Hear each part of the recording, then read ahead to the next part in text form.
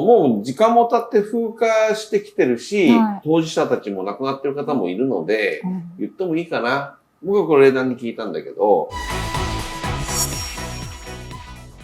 春さん。はい。グリコ森永事件。あやねが知ってるかわからないけれども。大阪の道頓堀行ったことある？あります、あります。グリコの、あれです。あの会社の社長が、まあ3人組の男の人に誘拐されて、それで身代金を出せと言われて、まあそれ未遂に終わったんだけど、そして今度は、いわゆるお菓子の中に青酸カリ入れたりとか、そういうことをしてっていう事件があったんですよ。それがね、まあ時効を迎えたんですけども、知らなかった？知らなかった。もう風化して40年ぐらい前かな。40年前になるみたいです。っていうか、私も断片でしかわからない。グリコ森永事件、怪人21面相、そういう。全部新聞の切り抜きみたいにして、こう全部貼っていって、まあ、身代金の要求とか、青酸カリ入れたぞとかっていう手紙が届いてみたいなのがあった。それが、まあ、狐目の男っていう人が一番なんていうかな、カメラで撮られていて、それに顔が似てる人がいたんですよ。で、その人じゃないのっていうふうに、それとも実際インタビューしたりとかっていうようなことが一年盛り上がった時代があるんだけども、真相って何だと思います？全くわかりません。ごめんなさい。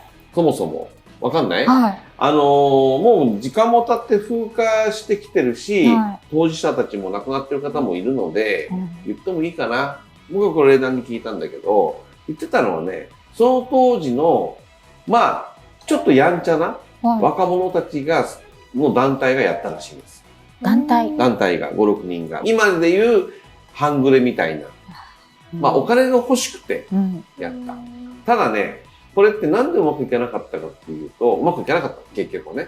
なんでかっていうと、その当時のね、警察と刑事、まあまあ、もちろん警察刑事ありますけど、警察官と刑事って違うんですよ、役割がね。今は警察官と刑事の力の差が、まあ、役割とか、いわゆる、発言力っていうかね、その責任は全然違いますけども、インターネットが今こんだけ普及して SNS がある時代では、警察官も刑事もあんまり力が変わらなくなってるらしいんですよ。警察官もいろんなことがわかるんですよ。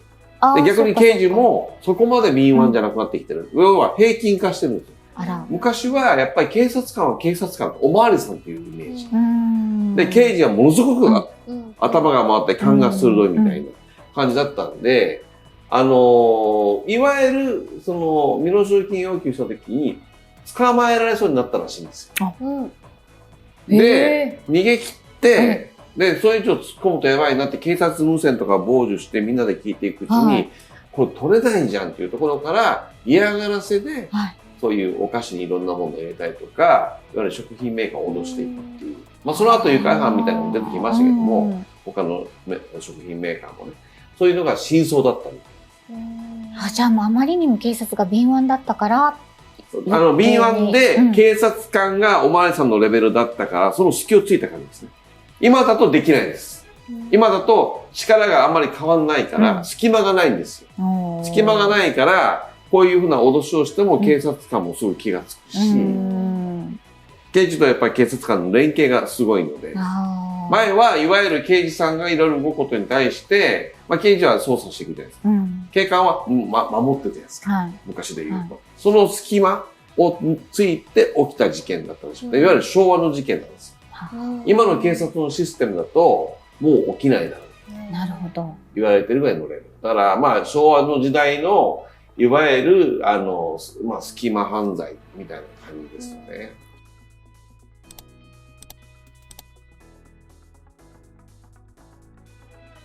狐目の男は何だったんだっていう話になりますけども、まあそれもだからある意味テレビが煽ったのかなって気もするし、まあそういうふうに話題作りすることによって、すごくこう盛り上がったからそうなっちゃったのであってね。まあその後実際その後本書いたりとかして、すごく有名にもなりましたけども、言えることは、よくよく皆さん考えてほしいのは、お菓子メーカー狙ってるわけですよ。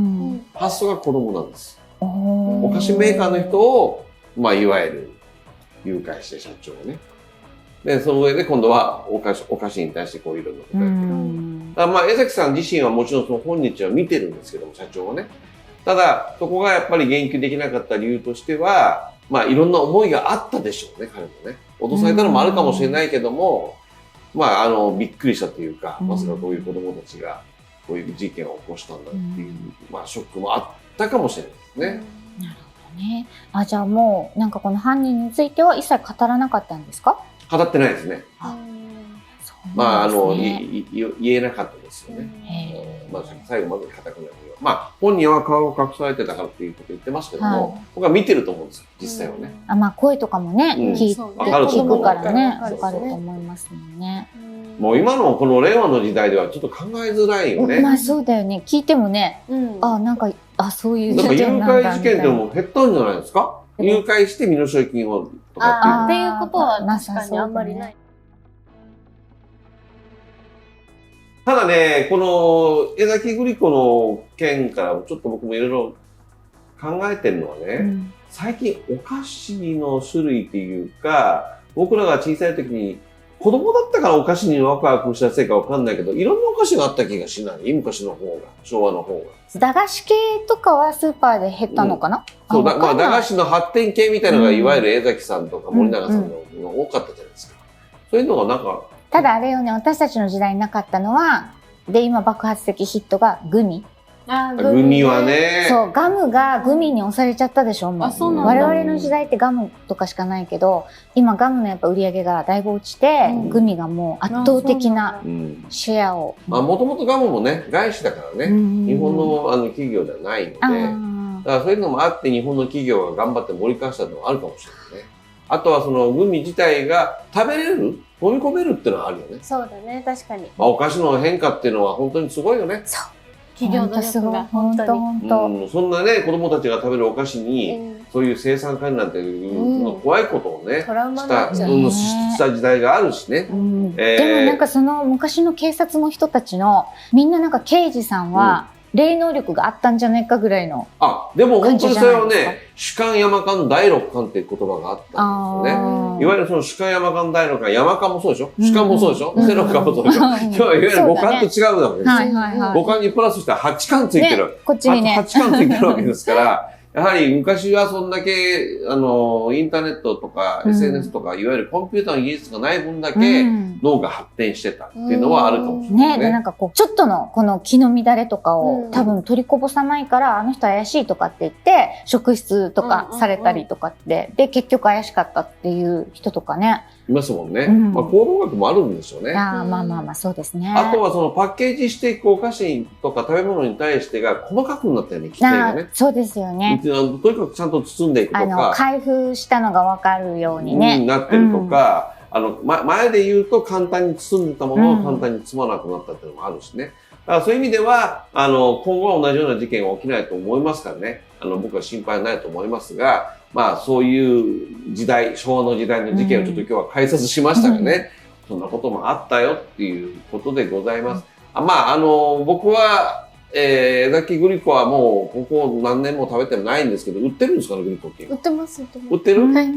でもあれグリコ応援でしょ？だから体に本当はいいんだよね。おそらくそれ食べると、一粒500メートル、300メートル走るだけのエネルギーっていうことで、すごいね。あれ走ってんだよね。すごいね。そうだったんだ。こんだけ時間も経ったので、まあ僕も、もう喋っていいよっていうことだったからね、注意喚起も含めてですよ、そういう時代があったよっていうことでお話をしましたが、未解決の事件って結構あるじゃないですか。そうですね。まあ先進テーマの事件もたくさんありますが、まあどうしてもこれ気になるなってことがあれば、まあ僕も許可があればね、聞いて話してる側なので、許可があればね、お話をしたいと思いますので、ぜひこの事件気になってるんだけど、どうかなっていうのがありましたらコメント欄の方に書いていただけるとね、また3人取り上げてお話をしてみたいと思っております。